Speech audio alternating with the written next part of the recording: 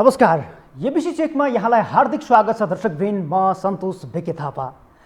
आगामी निर्वाचन आउन अब 15 महिना जति पनि बाँकी छैन। नेपाली राजनीतिमा बीचमा कुनै आकस्मिक घटना घटित नभए 1 वर्ष केही महिनापछि देश निर्वाचनमा जानेछ। तर यति बेला पूर्ण समानुपातिक निर्वाचन प्रणालीको कुरा जबरजस्त उठाइएको छ। मूलतः माओवादी केन्द्रका अध्यक्ष पुष्पकमल दाहाल प्रचण्ड सहितका नेताहरूले पूर्ण समानुपातिक निर्वाचन प्रणालीको कुरा उठाएका छन्। आखिर किन, केका लागि पूर्ण समानुपातिक निर्वाचन प्रणालीको कुरा उठाइयो? आजको एबिसी चेक यसमै केन्द्रित छ। नेकपा माओवादी केन्द्रका अध्यक्ष पुष्पकमल दाहाल प्रचण्डले असोजको 7 गते काभ्रेको 5 खालमा बोल्दै देशलाई पूर्ण समानुपातिक निर्वाचन प्रणालीमा लैजानुपर्ने दाबी गरे। चुनावमा करोडौं खर्च गर्नुपर्ने अवस्थाको अन्त्य नगरी राम्रो मानिसले चुनाव जित्ने सम्भावना कम भएको भन्दै पूर्ण समानुपातिक निर्वाचन प्रणालीमा जानुपर्ने प्रचण्डको भनाइ थियो। धन सम्पत्ति, दौलत, भ्रष्टाचार र कर्पोरेट हाउस कहिलेसम्म पोस्ने भन्दै कार्यकर्ता माझ प्रश्न उठाएका प्रचण्डले यो निर्वाचन प्रणाली नै फेर्नुपर्ने बताएका थिए। पूर्ण समानुपातिक निर्वाचन प्रणालीमा गए आफू सिधै पहिलो बन्न सकिने दाउ पनि प्रचण्डको भनाइमा झल्किन्थ्यो। उनको थप भनाइ यस्तो छ।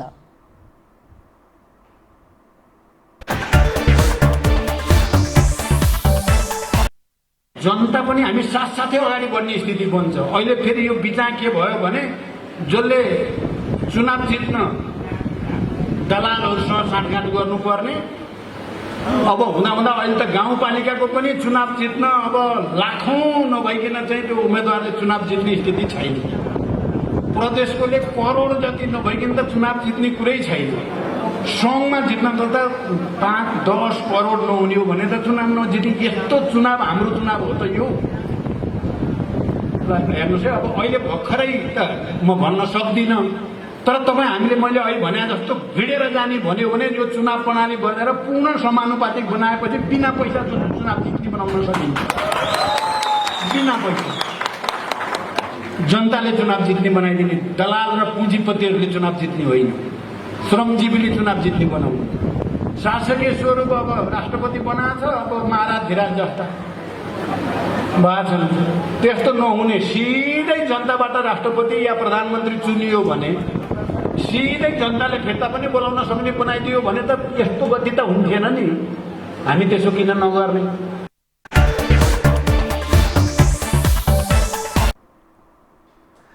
प्रचण्डले दिएको यो अभिव्यक्ति सेलाउन नपाउँदै माओवादी केन्द्रकै अर्का नेताले आज पुनः उही अभिव्यक्ति दोहोर्याएका छन्। अर्थमन्त्री समेत रहेका माओवादी केन्द्रका स्थायी कमिटी सदस्य तथा संगठन विभाग प्रमुख जनार्दन शर्माले पूर्ण समानुपातिक निर्वाचन प्रणाली अपनाउनुपर्ने दाबी गरे। समावेशी समानुपातिक सिद्धान्तको वास्तविक मर्म पूर्ण समानुपातिक निर्वाचन प्रणालीमा मात्र सम्बोधन हुन सक्ने भन्दै शर्माले यस्तो दाबी गरेका थिए। उनले भनेका थिए, सीमान्तकृत समुदायका जनताले नीति निर्माणको तहमा प्रतिनिधित्व गर्न सक्छन्। ठुलो धनराशि खर्चिएर चुनाव जित्ने अवस्था तिनीहरूको छैन। त्यसैले पूर्ण समानुपातिक निर्वाचन प्रणाली अहिलेको आवश्यकता हो। यी दुवै नेताको अभिव्यक्तिलाई हेर्दा अहिलेको प्रत्यक्ष निर्वाचन प्रणालीमा करोडौं खर्चिएर चुनाव जित्नुपर्छ भन्ने हो। यसरी चुनाव जितेको व्यक्ति राम्रो हुँदैन भन्ने पनि उनीहरूको तर्क छ। लाखौं करोडौं खर्चिएर चुनाव जितेको व्यक्तिले आफ्नो कार्यकालभरि जनताको कामभन्दा पनि आफ्नो लगानी उठाउनमै लाग्दा भ्रष्टाचार जस्ता विकृति बढेको उनीहरूको तर्क अघि सारेका छन्। तर 2064 देखि 74 सम्मको निर्वाचनमा आइपुग्दा समानुपातिक माध्यमबाट संसद छिरेकाहरू कस्ता, कति योग्य, कसरी आएका छन् त्यसलाई भने उनीहरूले मूल्याङ्कन गरेको देखिँदैन। अब चर्चा गरौँ समानुपातिकमा कसरी प्रतिनिधित्व हुँदै आएको छ त अहिलेको अवस्थामा। संविधानको धारा 84 को उपधारा 2 अनुसार प्रतिनिधि सभाको गठनमा जनसङ्ख्याको आधारमा महिला, दलित, आदिवासी जनजाति, खस आर्य, मधेसी, थारू, मुस्लिम, पिछडिएको क्षेत्रबाट बन्द सूचीको आधारमा प्रतिनिधित्व गराउन समानुपातिक निर्वाचन प्रणाली बमोजिम 110 सदस्यको निर्वाचन हुने व्यवस्था छ। धारा 86 मा राष्ट्रिय सभाको गठनका लागि नेपाल सरकारको सिफारिसमा राष्ट्रपतिबाट कम्तीमा 1 जना महिला सहित 3 जना सदस्य चाहिँ मनोनित गर्ने व्यवस्था छ। यही व्यवस्था बमोजिम समावेशिताका आधारमा समानुपातिक प्रतिनिधित्व पनि हुँदै आएको छ। अब कुरा गरौँ समावेशीकरण आफैमा विकृति र विसङ्गति होइन, वर्तमानमा तत्काल अनुभूति हुने गरी प्रतिनिधित्व बढाउँदै जाने र दीर्घकालीन रूपमा चाहिँ सकारात्मक उपायसहित निरन्तर सुधार र परिमार्जन गर्दै अगाडि बढ्नु नितान्त अपरिहार्य देखिन्छ। यसका लागि राज्यले स्पष्ट मार्गचित्र र दिशानिर्देशसहितको शासकीय प्रणालीलाई अवलम्बन गर्नुपर्दछ। योग्यता प्रणालीको संरक्षण गर्दै विद्यमान आरक्षणमुखी समावेशीकरणलाई सशक्तिकरणको रूपमा रूपान्तरण गर्ने गरी अगाडि बढ्नुपर्छ। तर समावेशिताका नाममा जनताले रोजेको व्यक्ति शासन सत्तामा पुग्ने सम्भावना भने कम भएको देखिन्छ। पार्टी नेतृत्वमा भएको व्यक्तिले जसलाई चाहन्छ वा कसले धेरै पैसाको बिठो बोकाउन सक्छ वा कसले कति प्रभाव पार्न सक्छ, त्यसैले समानुपातिक सांसदको उपहार पाउने परम्परा रहँदै आएको छ, देखिँदै आएको छ। त्यसकारण प्रत्यक्ष निर्वाचन प्रणालीमा धेरै पैसा खर्च गर्नुपर्छ, पैसा खर्च गर्नेले मात्र चुनाव जित्छ भन्ने भनाइ पनि समानुपातिकमा हुँदै आएको अहिलेको यो लफडा या त गतिविधिका अगाडि चाहिँ उचित छैन। किनकि समानुपातिक निर्वाचन प्रणालीमा मुलुक गए जनताले व्यक्तिलाई भन्दा पनि पार्टीलाई मत दिनुपर्नेछ।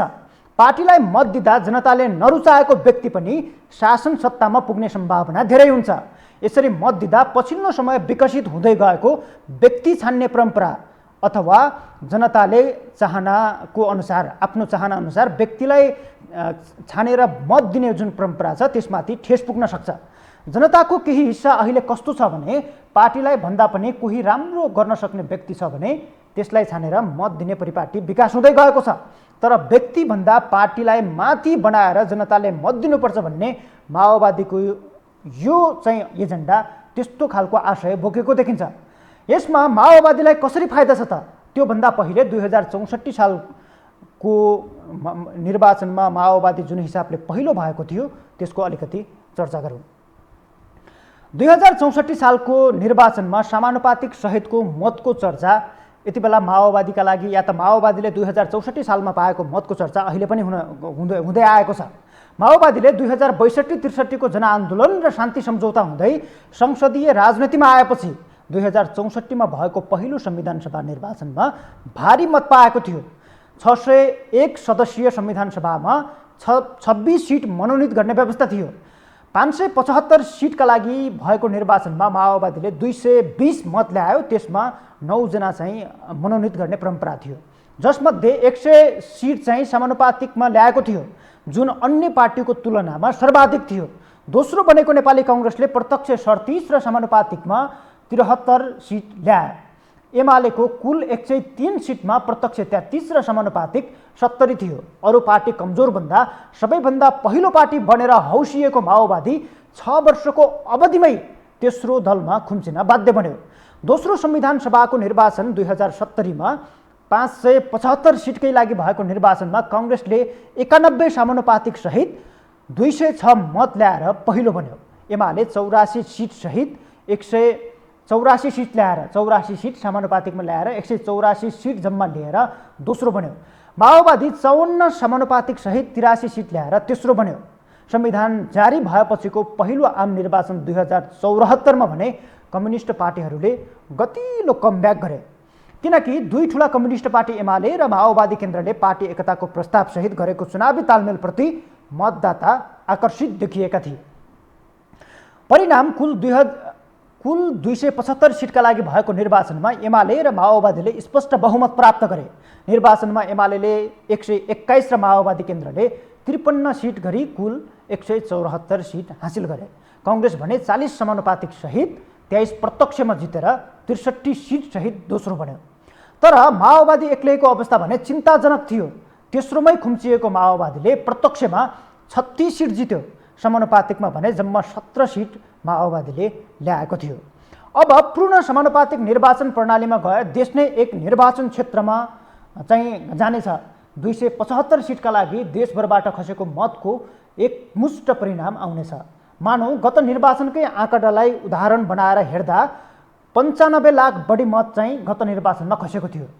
पूर्ण निर्वाचनमा गएर मुलुकभर 95 लाख मत खस्यो भने त्यसमा कुन दलको कति मत खस्यो त्यही अनुसार प्रतिशत निकालेर 275 सिट बाँडफाँड हुनेछ।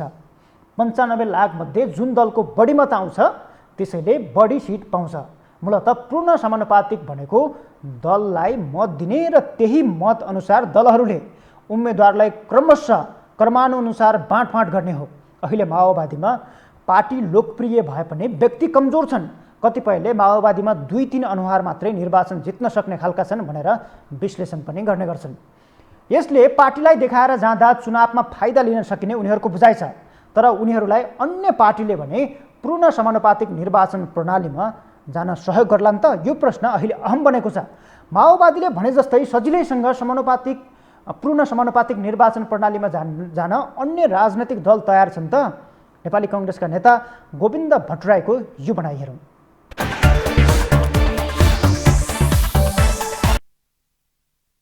यो वास्तवमा उहाँहरूको चाहिँ पहिलाकै एजेन्डा हो। नेपाली कांग्रेसले मात्रै गरेर हुन्न। तपाईँले चाहिँ के अरे पूर्ण समानुपातिकमा जानु त संविधान संशोधन गर्नुपर्छ।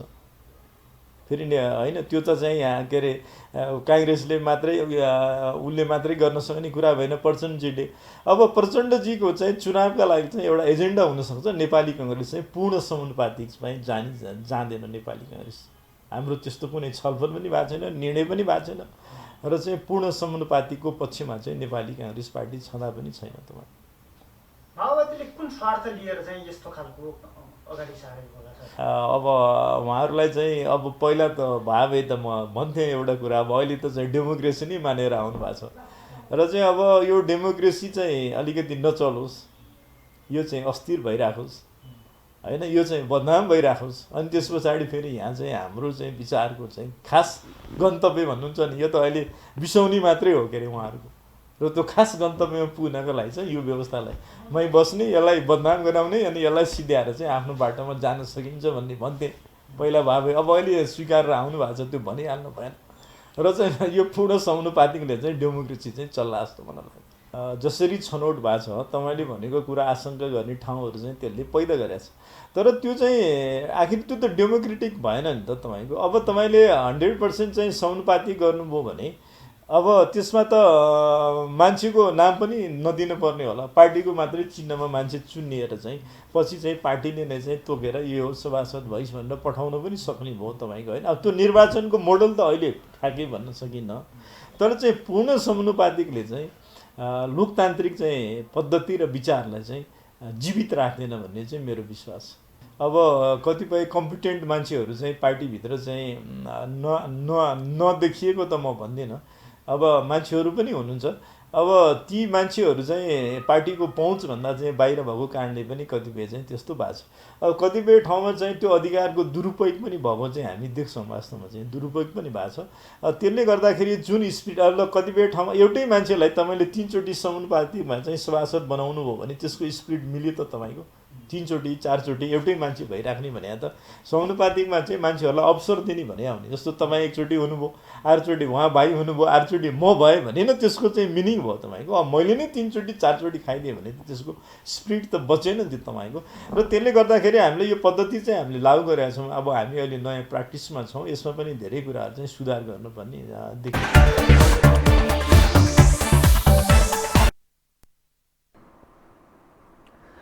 कांग्रेसका नेताहरूका अनुसार कुनै पनि पार्टीको चुनावी एजेन्डामा साथ दिएर अघि बढ्न नसकिने उनीहरू बताउँछन्। त्यो खालको सम्भावना जुन अहिले चाहिँ माओवादी केन्द्रका अध्यक्ष पुष्पकमल दाहाल प्रचण्डले पूर्ण समानुपातिकको कुरा उठाएका छन्, या त त्यो विषयमा माओवादी केन्द्रकै अन्य नेताहरूले पनि पछिल्लो समय अलि बढ्ता रूपमा आवाज उठाउन थालेका छन्, जुन विषयमा नेपाली कांग्रेसका नेताहरू त्यसलाई साथ दिएर अगाडि बढ्न सक्ने खालको सम्भावना छैन भनेर पनि भनिरहेका छन्। पहिलेदेखि नै माओवादीको एजेन्डा पूर्ण समानुपातिक निर्वाचन प्रणाली भएकाले अहिलेको व्यवस्थालाई बदनाम गराउन माओवादीका नेताहरूले यो मुद्दा उठाएको नेपाली कांग्रेसका नेताहरूको भनाइ छ।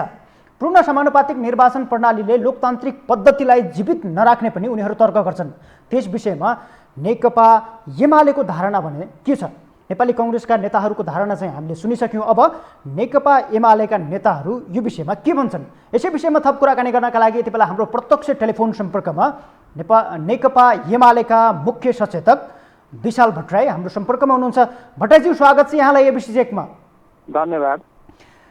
मूलतः माओवादी केन्द्रका अध्यक्ष या त त्यो पार्टीका नेताहरूले अहिले पूर्ण समानुपातिक निर्वाचन प्रणालीमा चाहिँ जानुपर्छ, त्यो खालको विधि अपनाएर आगामी निर्वाचनलाई लैजानुपर्छ भन्ने खालको चाहिँ कुराहरू बाहिर ल्याउनु भएको छ। नेकपा एमालेको हकमा चाहिँ पूर्ण समानुपातिक निर्वाचन प्रणालीमा जाने कुरा जायज छ या के छ, त्यसमा तपाईँहरू सहमत हुनुहुन्छ? समय समयमा विभिन्न खालका मुद्दाहरू उठाएर चर्चामा आउन रुचाउने र खास गरी भन्ने भने आम जनताका विभिन्न तह र तबकालाई उपयोगिताका आधारमा आफ्नो एजेन्डाको पछाडि हिँडाउन प्रयास गर्ने पुष्पकमल दाहालको एउटा उहाँको चाहिँ विशिष्ट चरित्र नै हो। त्यस अनुसार उहाँले यो अभिव्यक्ति दिनुभएको छ पूर्ण समानुपातिक भनेर। यसो भन्नुका दुई तीनटा कारणहरू छन् उहाँहरूको। एउटा त प्रत्यक्ष निर्वाचनमा आफू कहीँ पनि जित्ने सम्भावना नभइसकेपछि चाहिँ पूर्ण समानुपातिक भनेको चाहिँ पार्टीलाई मतदान गर्ने र पार्टीले पछि उम्मेदवार छान्ने। जस्तो नि सर, प्रत्यक्ष निर्वाचन प्रणालीमै जनताले नपत्याउने पार्टीलाई चाहिँ समानुपातिकमा गएपछि जनताले पत्याउँछन् भन्ने आधार रहन्छ र फेरि देशभरिको अलिअलि मत भेला पार्दाखेरि त केही सिट त जितिने भयो नि। त्यस कारणले गर्दाखेरि चाहिँ पूर्ण समानुपातिक निर्वाचन प्रणाली भयो भने केही सिट आउँछ, प्रत्यक्षमा गाह्रो हुन्छ भन्ने छ। तपाईँलाई म एउटा स्मरण गराउन चाहन्छु, 2056 सालको निर्वाचनमा 54 मा विभाजित भएको वामदेव नेतृत्वको नेकपा माले देशभरि जम्मा 6 लाख भोट चाहिँ ल्यायो। तर त्यो बेला समानुपातिक निर्वाचन प्रणाली नभएका कारणले गर्दाखेरि चाहिँ उहाँहरू प्रत्यक्षमा 0 सिट भयो।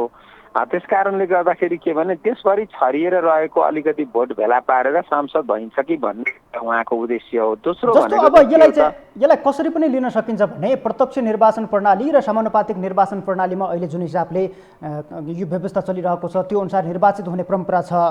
अब एक हिसाबले पूर्ण समानुपातिक निर्वाचन प्रणाली पनि एउटा लोकतान्त्रिक अभ्यासभित्रै पर्ने भएकाले यसलाई एकपटक प्रयोगमा ल्याउन यो अभ्यासलाई प्रयोग गरेर हेर्न पनि त सकिएला नि फेरि। यो कुरा भनेको चाहिँ मुलुकलाई सदाबहार अस्थिरतामा लाने, एकपल्ट पनि कसैको पनि बहुमत नआउने अवस्था सिर्जना गर्ने।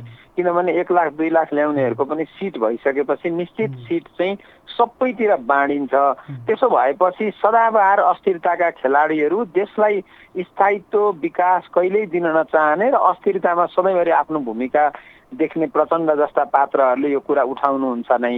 एउटा कुरा के म बताउन चाहन्छु भने हामीले 2072 सालमा बनाएको संविधान सभाबाट बनाएको संविधानको मूल एउटा महत्त्वपूर्ण कुरा के हो भने हामीले अंगीकार गरेको निर्वाचन प्रणाली मिश्रित निर्वाचन प्रणाली हो। त्यसमा चाहिँ मूलतः प्रत्यक्षबाट 60% सिट संख्या र 40% चाहिँ समानुपातिक निर्वाचन प्रणालीबाट हामी निर्वाचित गर्छौं। त्यो चाहिँ प्रतिनिधि सभा र प्रदेश सभामा त्यो अहिले त्यो विधिबाटै हामीले निर्वाचन सम्पन्न गरेर आफ्ना प्रतिनिधिहरू छानेका छौं र जसरी जुन मुद्दा या त जुन उद्देश्यका साथ संशोधन गर्नलाई सीटीआई चाहिन्छ। त्यसकारण उहाँले एउटा नाराको रूपमा भन्ने बित्तिकै त्यो लागू हुने कार्यान्वयन हुने अवस्था पनि छैन।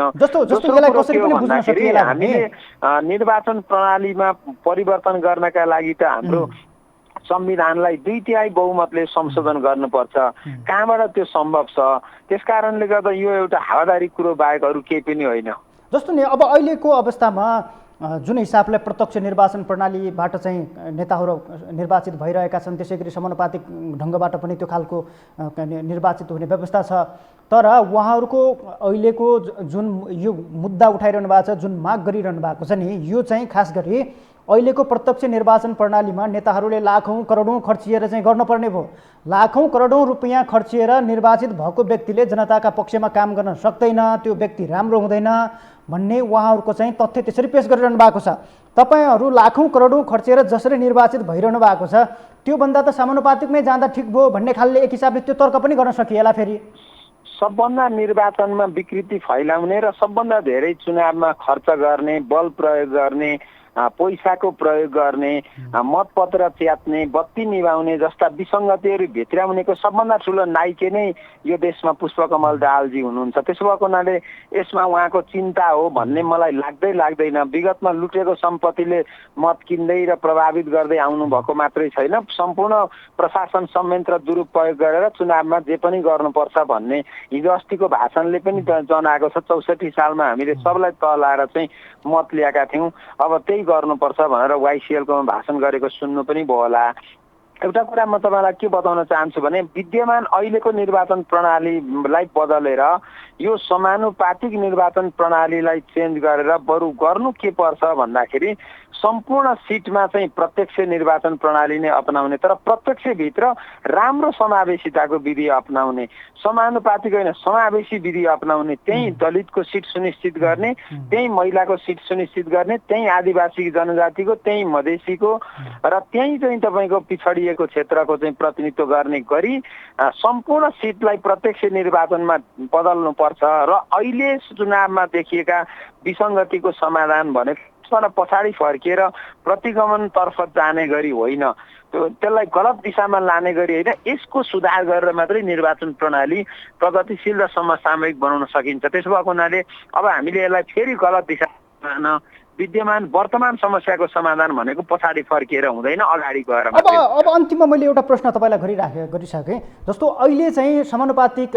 ढङ्गबाट जसरी पनि निर्वाचित भएर आउनुभएको छ संसदमा, ती व्यक्तिहरू चाहिँ जुन हिसाबले जुन उद्देश्य बोकेर उहाँहरूलाई चाहिँ निर्वाचित गराइएको थियो, यो व्यवस्था ल्याइएको थियो समानुपातिक निर्वाचन प्रणालीको, त्यो उद्देश्य बमोजिमकै व्यक्तिहरू आएका छन् त, यसलाई कतिपयले मूल्याङ्कन गर्नुपर्ने बेला भएको छ भनेर पनि भनिरहेका छन्। त्यही भएर सही कुरा भन्नुभयो। आज हामीले जुन किसिमको समानुपातिकका नाममा जुन तरिकाहरू अपनाउँदैछौँ, वर्गका समुदायहरू चाहिँ निर्वाचित हुने, नेताका निकटस्थहरू निर्वाचित हुने, खास मान्छेका चाहिँ अब ब्लाइन्ड सपोर्टरहरू निर्वाचित हुने, अनि जुन लक्षित वर्गका लागि हामीले समानुपातिक बनाएका हौँ, त्यो लक्षित समूह, लक्षित वर्ग र लक्षित व्यक्तिहरू चाहिँ त्यसमा प्रतिनिधित्व हुनै नसक्ने जुन विद्यमान अवस्था छ, यसका विसङ्गतिको पाटो छ, त्यसलाई पुरै बदलेर हामीले सम्पूर्ण सिटलाई प्रत्यक्ष गर्ने, प्रत्यक्षलाई चाहिँ चुनावका विसङ्गति कम्प्लिटली हटाएर तपाईँको एकदम सादा खालको चुनावी प्रणाली अपनाउने र यसै सबै दलितहरू, आदिवासी जनजातिहरू, मधेसीहरू, मुस्लिमहरू, थारूहरू सम्पूर्ण प्रतिनिधित्व चाहिँ त्यसैबाट चाहिँ प्रत्यक्षबाटै गराउन सिट सङ्ख्या निश्चित गरेर गर्न सकिन्छ। त्यसकारणले विसङ्गतिहरू हटाउन लाग्नुपर्छ, यसलाई फेरि गलत दिशातर्फ लानु हुँदैन। हस्, धेरै धेरै धन्यवाद यहाँलाई। हस्, धन्यवाद। उहाँ हुनुहुन्थ्यो नेकपा एमालेका मुख्य सचेतक विशाल भट्टराई। माओवादी केन्द्रका नेताहरूले पूर्ण समानुपातिक निर्वाचन प्रणालीमा अब चाहिँ मुलुक जानपर्छ, त्यो खालको निर्वाचन प्रणालीबाट मात्रै अबको निर्वाचन पद्धति सही हुन सक्छ भन्ने विषयमा चाहिँ हामीले कुराकानी गरेका थियौँ। त्यो विषयमा नेकपा एमाले, नेपाली कङ्ग्रेसका नेताहरूको राय पनि हामीले यहाँ राख्यौँ। मूलतः अहिले नेकपा माओवादी केन्द्रले पूर्ण समानुपातिक निर्वाचन पद्धतिलाई या त त्यो खालको निर्वाचन प्रणालीलाई अगाडि बढाएर जानुपर्ने मुद्दा उचालिरहेको छ, जुन मुद्दाका विषयमा विभिन्न खाले बहस भइरहे पनि त्यसका पक्ष विपक्षमा उभिनेहरू थुप्रै मतहरू पनि जाहेर गरिरहेका छन्। प्रत्यक्ष निर्वाचन प्रणाली अनुसार चुनावमा गए आफ्नो दलको हैसियत धुलोमै विलिन हुने तथ्यलाई खेलाएर प्रचण्डले पूर्ण समानुपातिक निर्वाचन प्रणालीको कुरा उठाएका त होइनन् भन्ने प्रश्न पनि अहिले उठेको छ। यसै त परिवारवादको आधुनिक राजा भन्दै प्रचण्डको चर्को आलोचना भइरहन्छ। श्रीमतीलाई पदक, अनेक तिग्दम गरेर छोरीलाई मेयर, बुहारीलाई मन्त्री, छोरी जुहाईलाई यता त्यता नियुक्ति, परिवार नै राज्यको सुख सुविधामा मस्त बनेको बेला त्यसले पनि नपुगेर यो खालको आइडिया फुरेको हो कि भन्ने खालको विश्लेषण पनि यति बेला विभिन्न तौर तरिकाबाट भइरहेका छन्। राज्यले काम नलाग्ने छोटे राजाहरू धेरै पाल्न सक्दैन भनेर पनि जनस्तरमा त्यो खालको आवाज देखिन्छ। यही कारण अहिलेको सङ्घीयतामाथि पनि पटक पटक प्रश्न उठ्ने गरेको छ। प्रदेशहरू खारेज हुनुपर्ने, सङ्घमा बढीमा 120 जनाभन्दा बढी सांसद बनाउन नपाइने लगायतका आवाजहरू पनि विभिन्न तह र तब्काबाट उठिरहेका छन्। यो अवस्थामा माओवादीले उठाएको यो मुद्दाले व्यवस्था असफल पार्न भूमिका खेलिरहेको त छैन भन्ने प्रश्न पनि अहम बनेको छ। हौस् त, आजका लागि एबिसी चेक यहीँ सकिन्छ। म लगायत हाम्रो सम्पूर्ण युनिटलाई बिदा दिनुहोस्। नमस्कार।